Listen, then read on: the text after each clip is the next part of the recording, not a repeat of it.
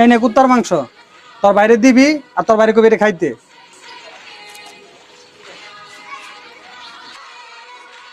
ভাই নেন, ইমাম সাহেব আপনার জন্য কুকুরের মাংস পাঠাইছি। কুকুরের মাংস? ইমাম সাহেব কুকুরের মাংস কেন পাঠাইলো? ইমাম সাহেব জানে না কুকুরের মাংস খাওয়া হারাম? শহরের জায়গা থেকে আজকে ইমাম সাহেবের খবর আছে। চল আজকে ইমাম সাহেবের খবর আছে। আরে ওমর ভাই কই যাচ্ছেন? আরে যাওস না, ইমাম সাহেব আমাকে কুত্তার মাংস পাঠাইছে। এত আমাকে কুত্তার মাংস পাঠাইছে, কারণ আজকে সবাই মিলে একসাথে গিয়ে আজকে ইমাম সাহেবের যে কোনো একটা বিচার হবে আজকে। চলেন। ওই যে ইমাম সাহেব বললো আজকে আর খবর আছে। ইমাম সাহেব আপনি জানেন না কুকুরের মাংস খাওয়া যায় হারাম, তা আপনি আমার কুকুরের মাংস পাঠালেন কেন? কুকুরের মাংস খাওয়া যায় হারাম এটা আপনি জানেন, কিন্তু সুদ খাওয়া হারাম সেটা আপনি জানেন না? হুজুর আমি তো সুদ ঘুষ খাই না, আপনি আমার কিসের জন্য কুকুরের মাংস পাঠাইছেন?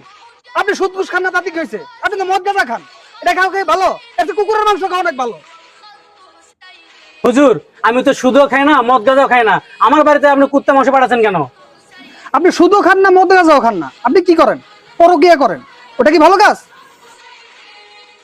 আপনারা সবাই অপরাধী, আপনারা সবাই হারামের সাথে যুক্ত। এর চেয়ে ভালো আপনারা কুকুরের মাংস খান। ইমাম সাহেব আমরা আমাদের ভুল বুঝতে পারছি, আমরা আজকে থেকে আর কোনো খারাপ কাজ করবো না, আমরা ইনশাল্লাহ ইসলামের পথে চলার চেষ্টা করব।